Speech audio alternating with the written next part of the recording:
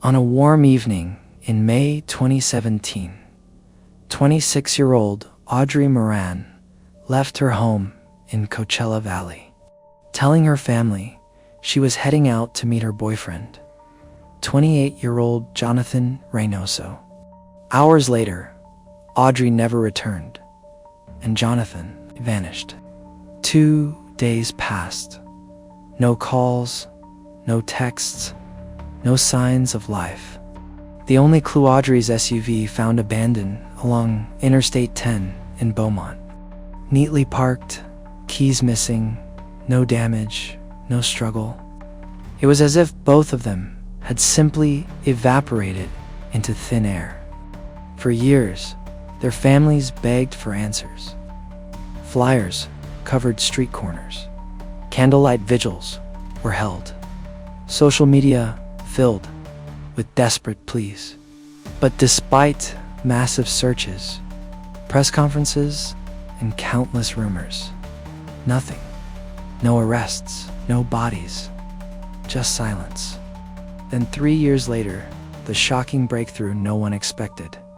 Police announced that 3 men had been arrested. The charges: suspicion of murder. How did this young couple's ordinary night end in tragedy? What finally pushed investigators to act after years of mystery? And most haunting of all, did Audrey witness Jonathan's murder before she too was silenced? There are stories that arrive like storms, sudden and loud and impossible to ignore. And there are stories that slide in sideways through the small doorway of something ordinary. This is the second kind. It begins with a plan so simple it barely needs words: a pickup, a ride home, a good night. That was the plan for Audrey Moran and Jonathan Reynoso on a warm May evening in 2017 across California's Coachella Valley. The kind of plan a person makes 100 times in a year and forgets by morning. But the ordinary only looks invincible until it's interrupted. If you're not from the Coachella Valley, imagine it: the sweep of the desert, the glitter of sun on windshields, mountain silhouettes that make directions feel both obvious and deceiving. Towns, Palm Desert stitched together by convenience, rhythm, and a freeway that carries the hum of everyone's business. In this geography lives overlap in a way that is intimate without being crowded. Everyone knows someone who knows everyone else. That's where Audrey and John fit. 2 names in a web of names. 2 people whose plans that night could have belonged to anyone. The plan, as family understood it, was straightforward. Audrey, 26, would meet up with John, 28, and get him home. It was a practical sort of kindness, the kind that couples offer each other without ceremony. There was nothing about the day that suggested the weight it was being asked to carry. There was nothing about the time, the place, or the task that could have warned anyone watching that not long from now. A family would stand under streetlights taping up flyers with photos they never thought they'd see on paper. At some point that evening, a photo was sent to Audrey's sister, selfie of the couple together. The kind of image that, if you received it, might make you smile, breathe, and relax the way people do when a small concern has been put to rest. It looked like proof of a simple success. They'd met up. Everything was fine. For a while, that's what the image did for the people who loved them. It put calm in their pockets. Later, investigators would say the photo wasn't taken that night. Not a fake. Not a lie, just older than it appeared, misaligned with the moment it was sent. That detail might seem small to someone without a stake in the timeline, but to those who did, it shifted the entire picture. If the image wasn't a true proof of life for that evening, then the last verified moment moved backward into the past, away from the comfort of their together right now and into the fog of when exactly were they last together for. Real? It's one of those details that looks minor until you realize it changes the most important question a family asks. What was the last moment we can trust? Shortly after that image was sent, Audrey's phone powered down. It stopped producing the tiny trail of light that modern devices chart for us without our noticing. A ping here, a background check in there, a buzz that says I'm still here even when nobody is actively speaking. People who work missing persons cases will tell you how crucial that invisible heartbeat is. It's a string in the dark. It's a direction.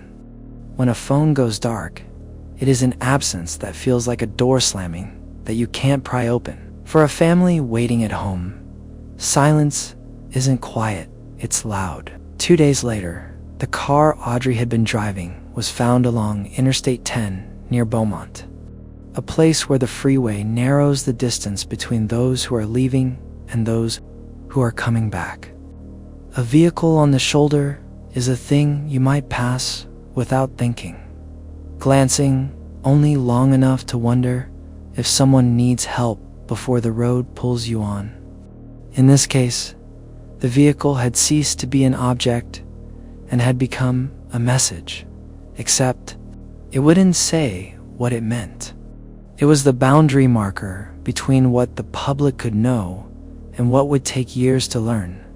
There are accounts that a police bloodhound followed a scent near the SUV and lost it roughly 50 feet away, a detail that has an almost cruel poetry to it. 50 feet is nothing and everything.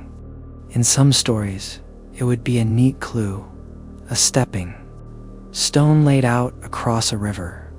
In this story, it's a reminder that distance and knowledge aren't related the way we wish they were. 50 feet can hide a world. This is the first threshold of the case, the point where an ordinary night ends and a different kind of time begins. The Shape of Waiting, every missing persons case, contains 2 tracks. The public track, where families, friends, and communities move through days with a hole in the middle.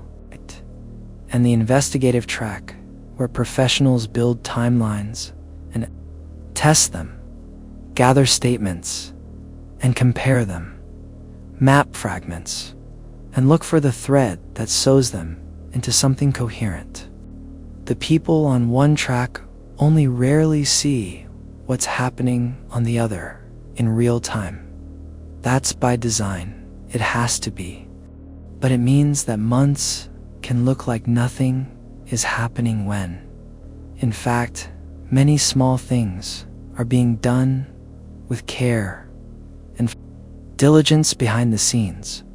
On the public track, the work feels both incredibly practical and impossibly hard. Flyers get printed, photos are chosen and rechosen. Social posts go up, get shared, get reposted after a few days, because maybe someone new will see them this time. Volunteers organize searches that trace the edges of what is known. Time looks different when there is somebody missing from it. Mornings arrive like assignments. Nights fall like tests. The smallest noise can feel like a message. The smallest silence can feel like a verdict. The Coachella Valley is not a place that lets things go easily. The community kept at it. There is a discipline to this kind of effort. It resists drama in favor of repetition.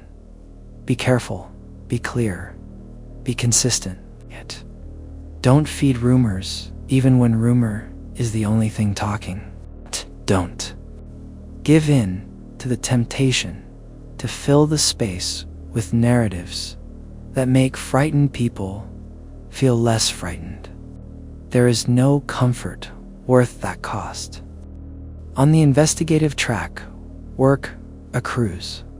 There is the kind of quiet that signals concentration rather than neglect. Sometimes that quiet takes the form of protecting details that only certain people would know. If a confession comes later, those details can matter. If a story is told and retold, inconsistencies can turn those details into anchors. In public, this looks like stillness. In private, it looks like focus. The photo, again, some stories are haunted by images. This one is haunted by a single photograph. Not because the photograph is sinister. There's nothing sinister about two people taking a picture together, but because of what people needed it to be. For a while, it was the answer to an unbearable question. Then, when it was revealed not to be from that night, it became a question disguised as an answer. Here's the thing about digital life. The times on our screens do not always match the times in our lives. People recirculate pictures for 1,000 reasons. Nostalgia is not a crime. But when an investigation needs to establish a last scene moment, when a family needs to draw a line between the living present and the uncertain future, a mismatch like that moves the ground under everyone's feet. It reframes what happened into what happened in when did what we think we know stop being true. This is less a revelation than a lesson. Don't let a single artifact carry more weight than it can bear. Don't ask a pixel to do the work that testimony and forensic analysis and patient investigation are built for. Let the photo be what it is, a record of two people together at some point in time. That alone matters, but it cannot do more than that.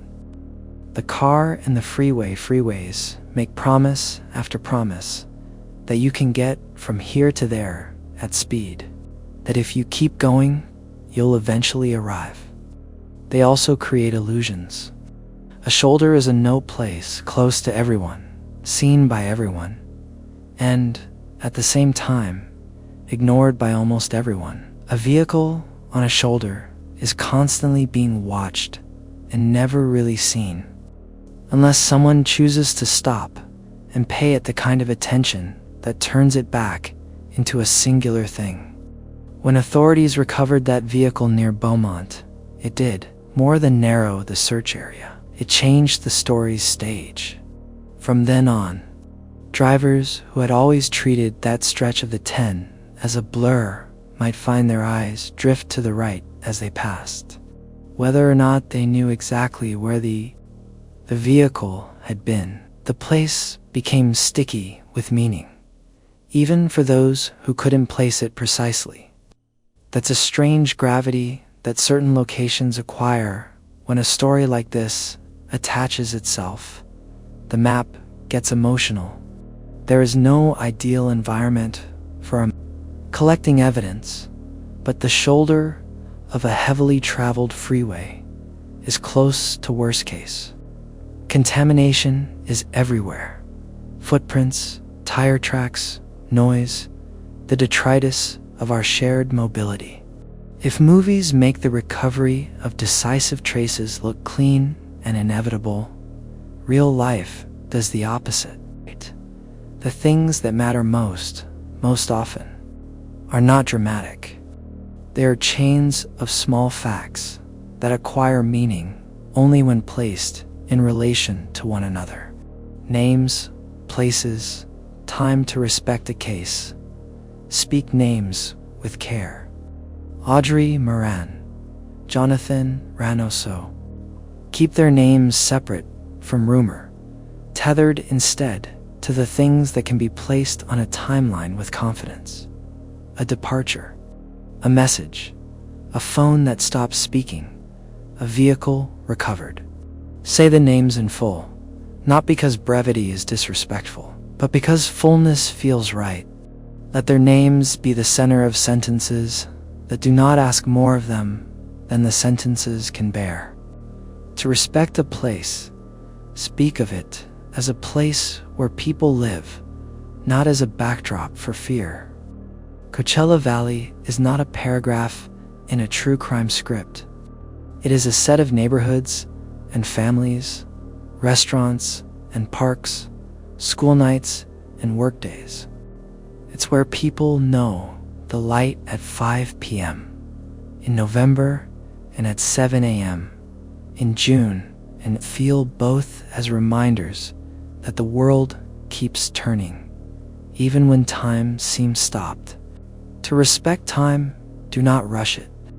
There is no speed at which a family can skip past the days between we don't know and we know. There is only the speed at which each day arrives and passes. Some days, people actively hope. Days, people simply endure. That's not failure. That's survival. What people did there are different kinds of courage. The kind that grabs headlines often looks like dramatic intervention or rescue, a capture, a sudden revelation. Another kind, less celebrated and just as essential, looks like persistence. Holding a vigil, showing up to a search, checking in on a family not once, but again and again. Sharing official updates rather than rumors, editing posts to remove inaccuracies. Choosing not to say something you cannot support with fact. This is courage at room temperature. It doesn't spike the heart rate, but it holds communities together. It helps build the climate in which good work can happen. People who are grieving are asked to be brave about everything, which is cruel. Brave about waking up. Brave about making tea. Brave about seeing a photo and not collapsing. Brave about answering questions from people who care but don't know what to say. Brave about changing passwords. Brave about sitting in waiting rooms. Brave about opening the door. Brave about leaving it closed. Bravery can be measured in such small units, each one only as large as a breath. The break, 3 years passed. That's a sentence that doesn't take nearly long enough to say. And then, in 2020, came a different kind of announcement. Authorities said 3 men had been arrested on suspicion of murder in connection with the disappearance of Audrey and John. This moment did 2 things at once. It hardened the case from a missing persons investigation into a homicide investigation in the eyes of the state, and it didn't change anything at all for the families in terms of the essential loss. Arrests are a beginning of a new process. They are not the end of grief. They are not closure. They are an opening into a court-shaped timeline with its own clocks, its own rooms, its own rules for how and when truth is laid out. Public reporting named the men and noted their cities: Coachella, Indio, Stockton. It said that 2 of them were already in custody on unrelated matters when these arrests were made. It said that 1 faced accusations as an accessory after the fact, while 2 faced accusations of murder. Broadcast reports relayed an allegation that is hard to hear, that Audrey witnessed John's killing and was then killed herself.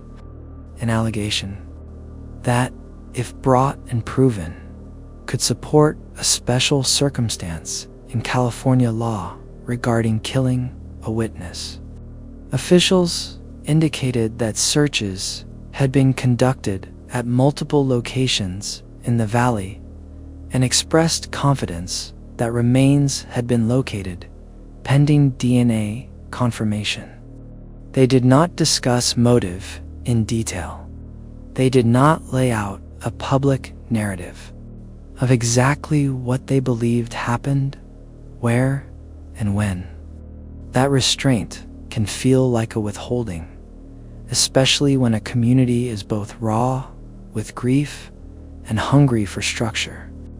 But restraint is what a system owes the truth, if it wants that truth to be durable enough to survive the scrutiny of court and the erosion of time. This is the contract. We will tell you what we can, when we can, in a way that protects what must be protected for as long as it must be protected. In exchange, a community agrees not to demand details that would distort the path to accountability. It's not always a comfortable contract, but most of the people who sign it don't do it for comfort.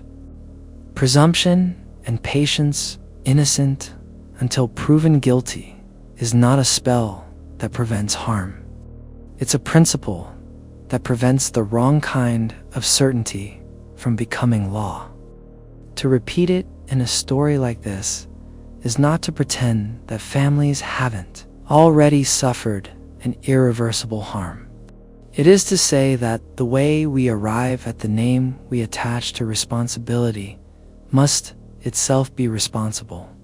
Cases that feel good in the short term because they move fast and break things often break the wrong things. Cases that feel slow in the short term because they are careful have a better chance of delivering outcomes that last.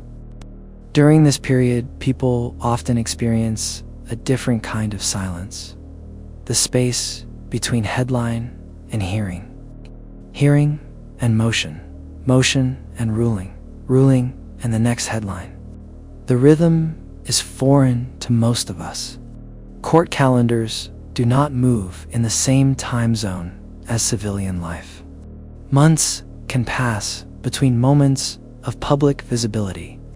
That doesn't mean nothing is happening. It means much of what is happening where only a few are allowed to look. Keeping stories straight, there is a responsibility, too, to avoid conflating separate cases that happen to share superficial elements.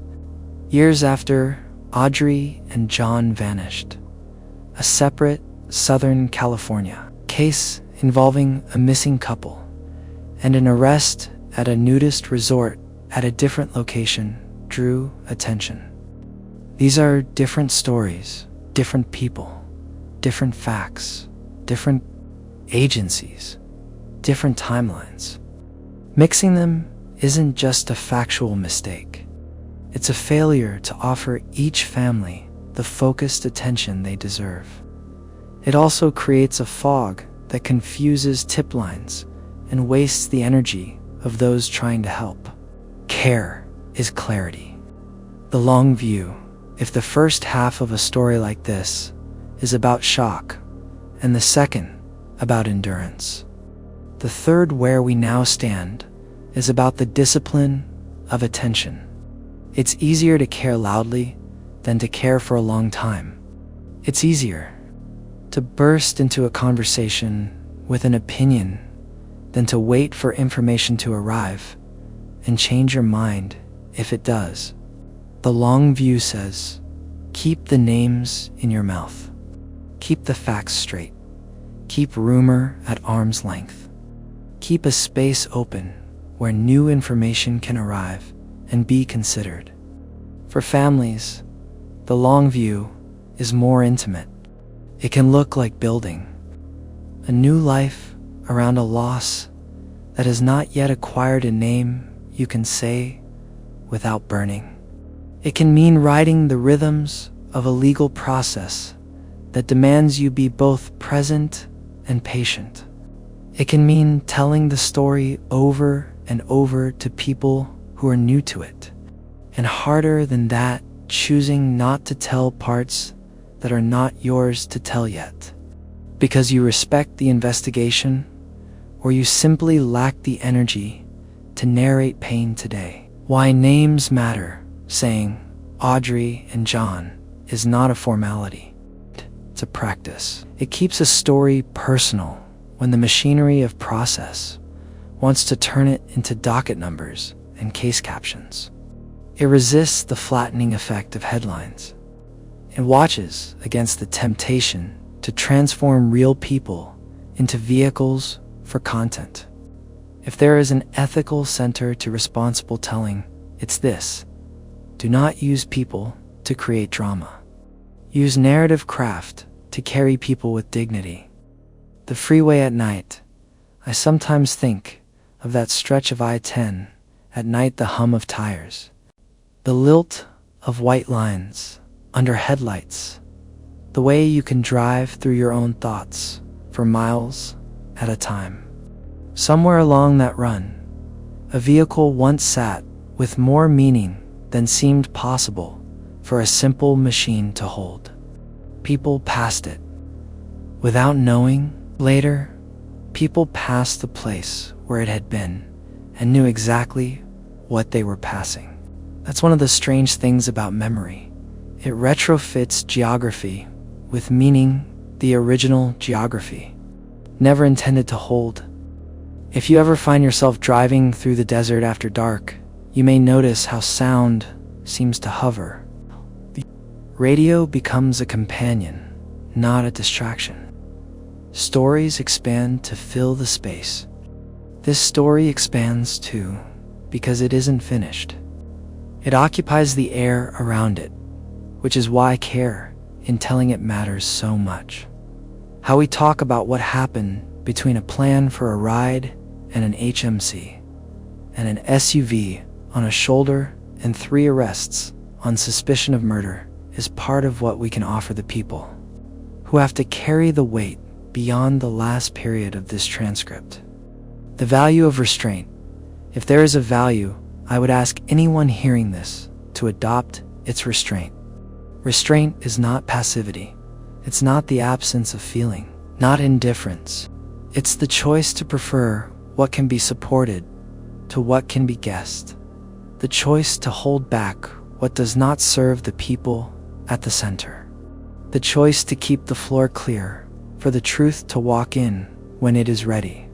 It's the editorial equivalent of sweeping the entryway. What comes next? What comes next is not a prediction. It's a posture. Be ready to listen. As legal processes play out, as confirmations are made or not made, as hearings are scheduled and rescheduled, as filings become public, there will be things worth adding to this narrative, and there will be noise. Both ask for stamina. Both are hard on the body. Both are unavoidable once the story has shaped itself this way. What does stamina look like? It looks like community members who choose not to speculate in public comment sections. It looks like reporters who keep checking for official updates and report them plainly when they come. It looks like neighbors who continue to offer support to families without demanding new information as payment for their care. It looks like friends who understand that sometimes the right move is to sit silently in the same room, the better move to bring soup, and the best move to take out the trash without asking. It looks like legal advocates who shepherd families through processes that were not designed for ease. It looks like people who, in small ways, again and again, refuse to make a hard story harder.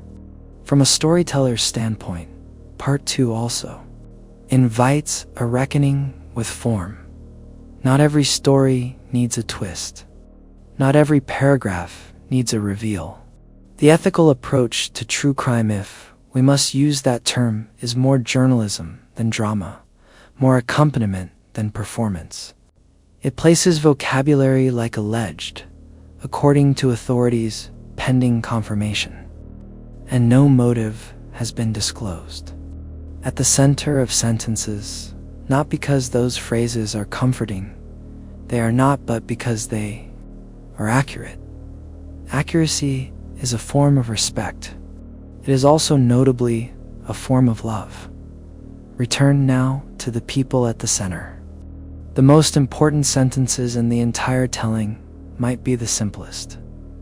Audrey Moran and Jonathan Reynoso were loved. They had plans. They were supposed to be together that night and then be home. The story is not a story because something sensational happened. It is a story because two people who mattered to many people went missing, and because the community that loved them refused to stop paying attention, and because the professionals charged with finding answers continued to work through years of silence until they announced that arrests on suspicion of murder had been made. Every other sentence serves these sentences.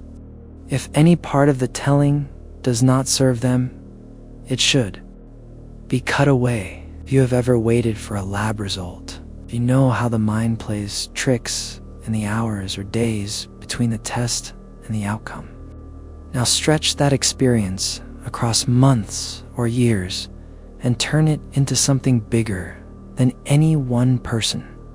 Turn it into a community's collective inhale. That is what pending DNA confirmation feels like.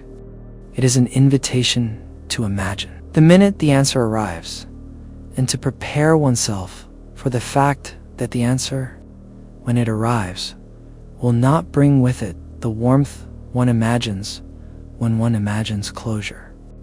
Closure is mostly a story we tell ourselves about endings. Accountability is a different story. It is necessary. It is sometimes beautiful in its own austere way. It is also not the same thing. The human heart inconveniently wants both. 2. About the difference between publicity and pressure. Pressure is heat. The right kind of publicity, consistent, respectful, helps work get done.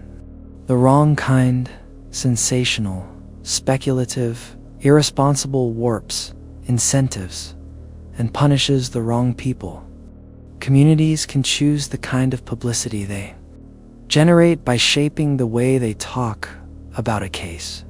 When you catch yourself reaching for the satisfying phrase, ask if it is the true phrase.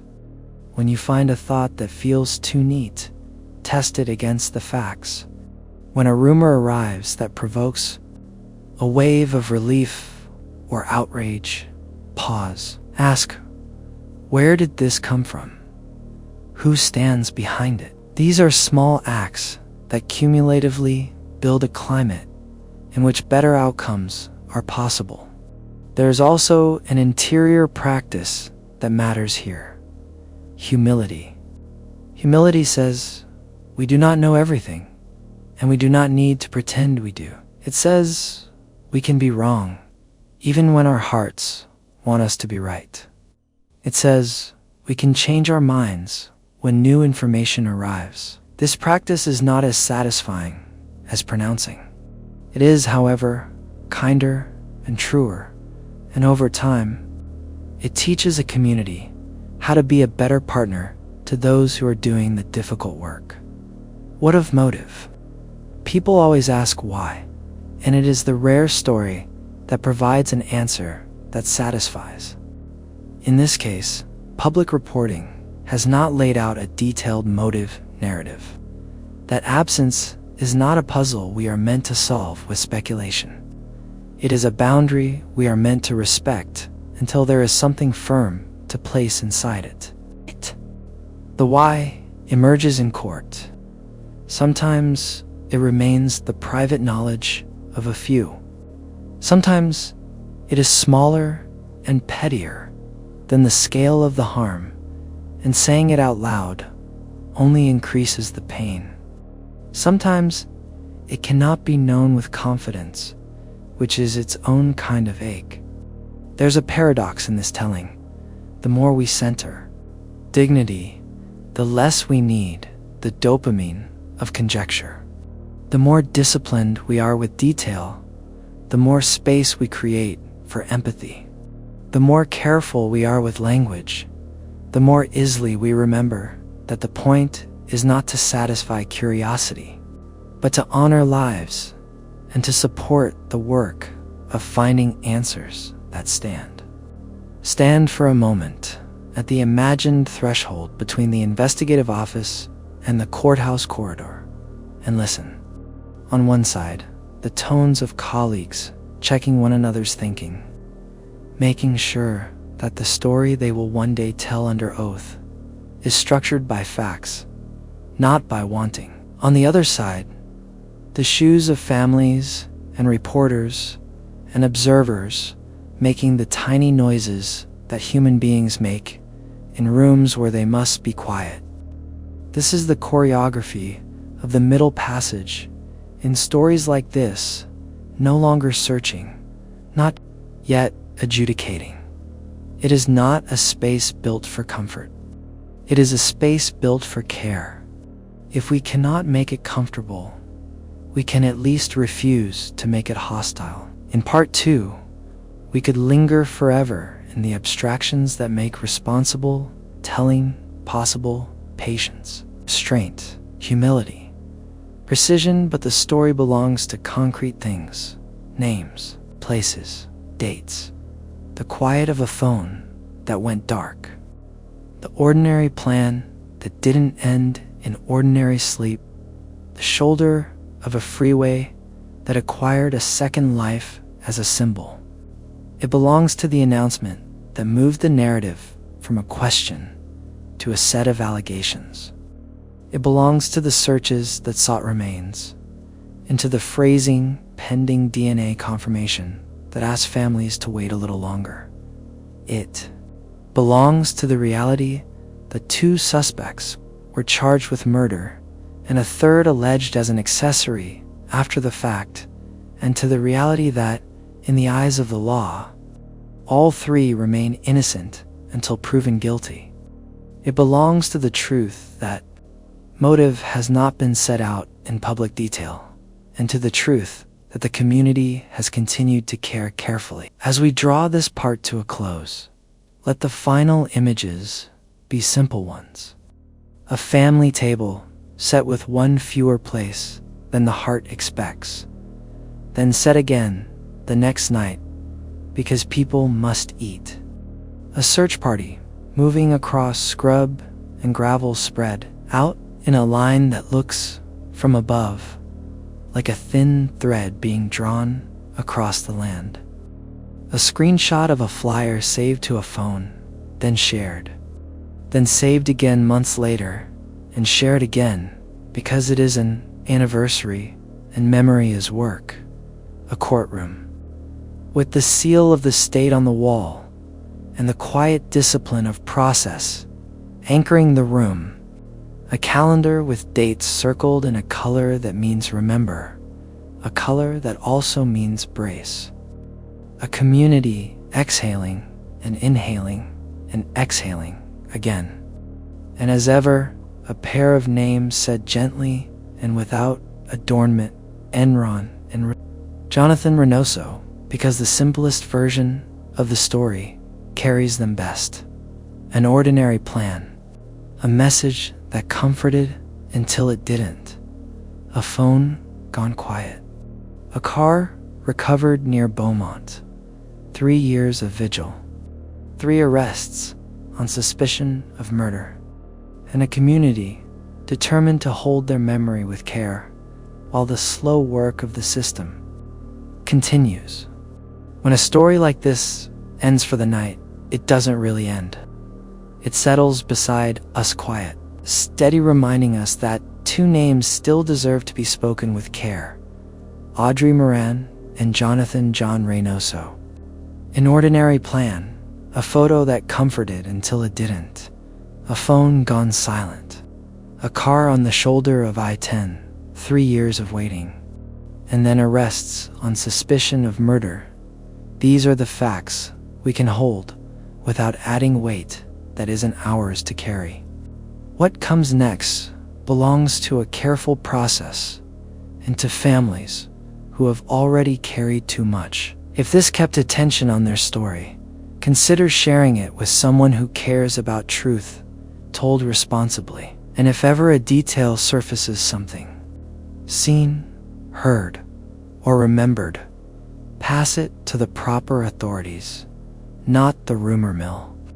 That's how small things become answers. Here, we keep our promises. We'll say their names. We'll keep the facts clean, and we'll wait for real updates instead of chasing shadows. Thank you for watching with care, for choosing empathy over spectacle, and for helping make space where truth can be heard when it finally arrives. Take care of each other tonight. We'll be back with updates when there's something verified to share.